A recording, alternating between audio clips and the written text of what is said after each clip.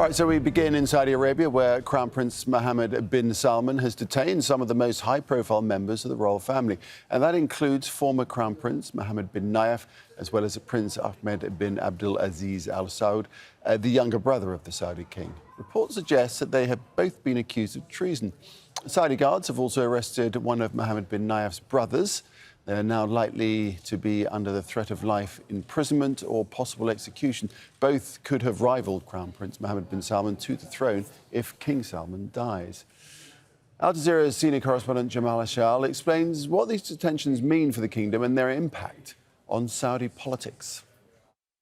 In terms of its significance, it's huge because we're talking about two of the most senior members of the Saudi royal family, and two that up until now have not been seen as supporters of Crown Prince Mohammed bin Salman and the direction that he's been taking the country both domestically and in terms of foreign policy.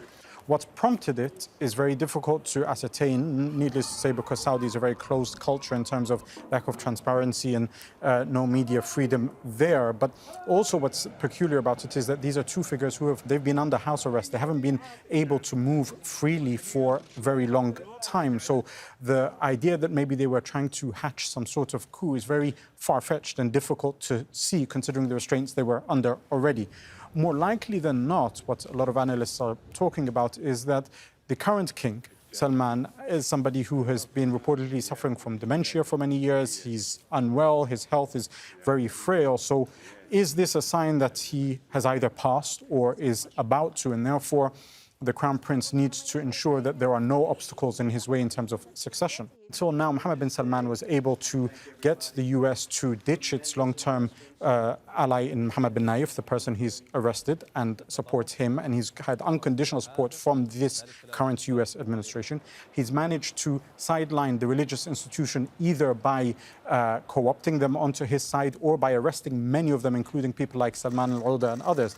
But the royal court, the royal family, he has failed to exert his total control over, even after he managed to do things like rounding a lot of senior members of the royal family in the Ritz-Carlton, that famous case in the end of 2007. There were still those figures, like the only other child of the founding king, King Abdul Aziz, that is Ahmed, being somebody who didn't support him, as well as his cousin and the nephew of the current king, Mohammed bin Nayef. Well, let's hear now from Khalil Jashan, who's the executive director of the Arab Center of Washington. And he thinks the detentions seem like an attempt by the Crown Prince to consolidate more power.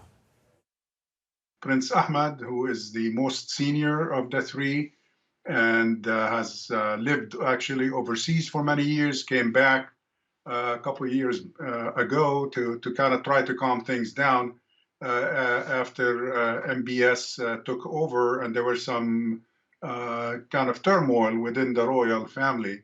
And of course, the previous Crown Prince and his brother were also involved in these three arrests. The accusation, of course, or the implication is that there was an attempt at a coup. I don't think the possibility of a coup is even feasible at this time in terms of where the military is and its potential participation in that. I think this is another attempt by Mohammed bin Salman to kind of exert in a paranoid way his full control over the kingdom. Definitely, there are some kinds of rumors and innuendos that there is turmoil within the family in the form of criticism, but that doesn't justify, first of all, the accusation itself that they constitute a threat in the form of a coup.